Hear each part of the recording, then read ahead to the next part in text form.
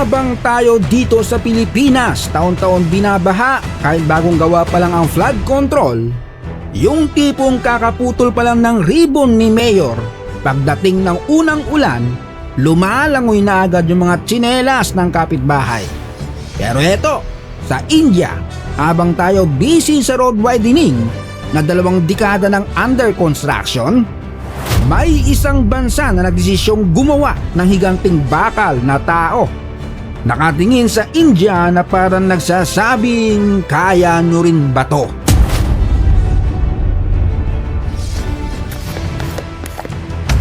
Tito John's TV. Ito ang pinakamalaking estatwa sa buong mundo. Ang rebultong parang hindi ginawa ng tao, kundi ng isang bansa na nagkaisa para mag-flex. 182 meters ang taas nito. Para maintindihan mo kung gaano kalaki, imagine mo yung Statue of Liberty, tapos dinoble mo. Ito ang Statue of Unity. Pangalan pa lang, parang group project ng buong India na sineryoso masyado. Pero hindi lang ito tambak ng bakal, semento at bahala na si foreman. Hindi ito simpleng monumento. Ito ay literal na suntok ng India sa mukha ng engineering limits. 70,000 tons ng concrete, 18,500 tons ng bakal, 1,900 tons ng bones. Yung ibang bansa hirap magpatayo ng footbridge na hindi bumabagsak kada bagyo. Ito, gumawa sila ng higanteng tao na halos abot ulap.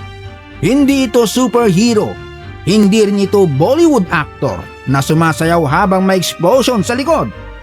Ito ay si Sardar Vallabhbhai Patel, ang tunay na group chat admin ng India. Noong 1947, bagong independent ang India. Akala mo isang solid na bansa, hindi bossing. Parang computer shop na kanya-kanyang account. 562 princely states ang kanya-kanyang trip. May sariling batas, sariling leader, sariling ambisyon. Parang 562 kapitbahay na lahat gustong maging HOA president. At kung hindi dahil kay Patel, malamang sa alamang baka hanggang ngayon parang battle royale ang South Asia. Bawat rehiyon may sariling flag, sariling galit, sariling bardagulan. Pero itong kalbong bakal na to, pinilit pagsamahin lahat. Diplomasya dito, pwersa doon, usapan dito, pressure doon. Siya ang rugby ng India na pinagdikit-dikit ang buong bansa. Kaya hindi lang rebulto ito, literal itong giant reminder na hindi pagkawatak-watak. Ngayon, ito ang mas matindi. Paano ka magpapatayo ng manipis pero sobrang taas na rebulto sa lugar na binabagyo at nililindol?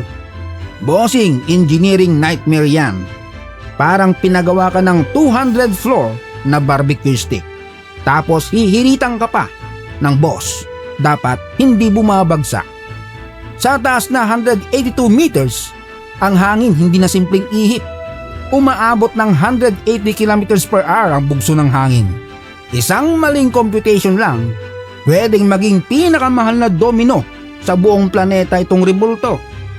Kaya ang sikreto, hindi dinaan sa tigas, kundi lambot na may control. Sa loob nito may 2 giant concrete core na parang galugod ng Titan. At imbes na gawing sobrang tigas ang structure, ginawa nila itong kayang gumalaw ng kaunti. Kaya itong rebulto marunong sumayaw sa hangin nang hindi bumabagsak. Engineering na parang drunken master style.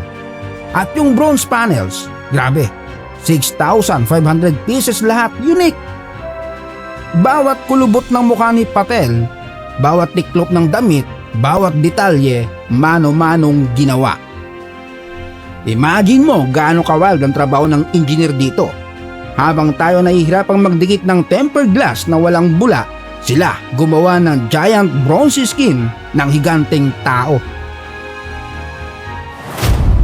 At may mas malaking problema pa, ang init.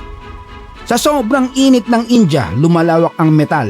Kapag mali design mo, sasabog mula loob ang estatwa.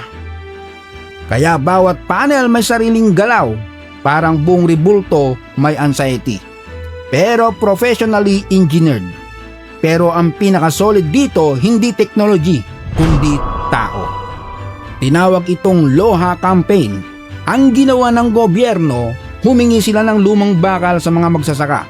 Lumang pala, araro, karit, mga gamit na dekadang ginamit sa bukid at milyong-milyong tao naman ang nagbigay. Isipin mo yon, hindi lang ito rebulto ng gobyerno. May piraso ng buhay ng ordinaryong tao dito.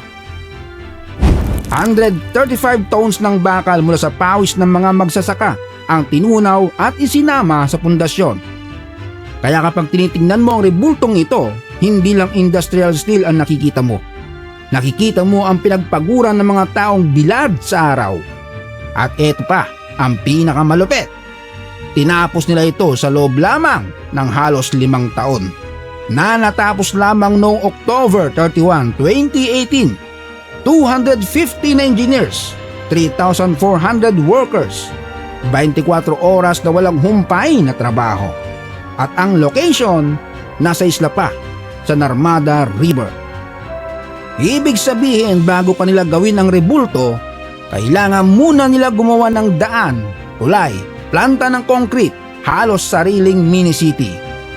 Parang nagpatayo muna sila ng base camp bago gumawa ng final boss. At umabot ng $422 million ang gastos. Siyempre maraming nagalit. Bakit hindi na lang daw ginamit sa ibang bagay? Valid naman yung tanong. Pero para sa India, hindi lang ito gastos. Flex ito. Paraan ito para sabihin sa mundo, kaya rin namin gumawa ng imposible. Hindi lang ito estatwa. Power statement ito ng bansang gustong ipakita na hindi sila basta market lang ng call center at Bollywood. Pagpasok mo sa loob, parang wala ka sa rebulto. Parang nasa sci-fi factory ka. May ultra vast elevator sa loob ng paa ng estatwa. Habang umaakyat ka, ramdam mo sumasaratengan mo sa pressure. Tapos sa dibdib ni Patel, 150 meters above ground may viewing gallery. At doon maiisip mo, gaano kaliit ang tao. Sa baba, yung dambuhalang dam mukhang laruan lang. Yung bundok parang maliit na kulubot sa kumot. At ikaw, nakasabit sa ere sa loob ng higanting bakal na tao na ginawa dahil sa ideya ng unity. At doon mo marirealize, mas mahirap pa gumawa ng pagkakaisa kaysa gumawa ng pinakamatas na estatwa sa mundo. Kasi ang bakal, concrete at bronze na bibili. Pero ang unity, araw-araw yung binubuo. Kaya kahit pagtalunan pa ng mundo ang gastos nito, isang bagay ang hindi may kakaila. Nag-iwan ng India ng mensahe na makikita kahit milya-milyang layo. Isang higanting bakal na tao, isang rebultong mas mataas pa sa ego ng toxic mong ex. At isang paalala na kapag nagkaisa ang tao, kahit gravity napapaurong.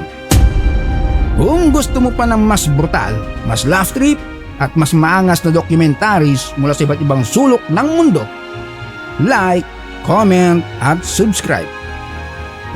Shout out kina Carlo Paulo Fardo of Baritan, Malabon City, Bong Hadi from Binyan, Laguna, JR from Nueva Vizcaya, Rose Almo from Cebu, Michael Valdavila ng Lucena, Quezon Province, Romano Dahuya ng Binangonan, Rizal, Roland Peñano ng Lucena City, kina Chelsea Faith at John McLean, Jonas Sandales na nasa Saudi Arabia, George Pasino Jr. from Bantayan Island, Cebu, at kay Vanessa Fernandez na nasa UAE.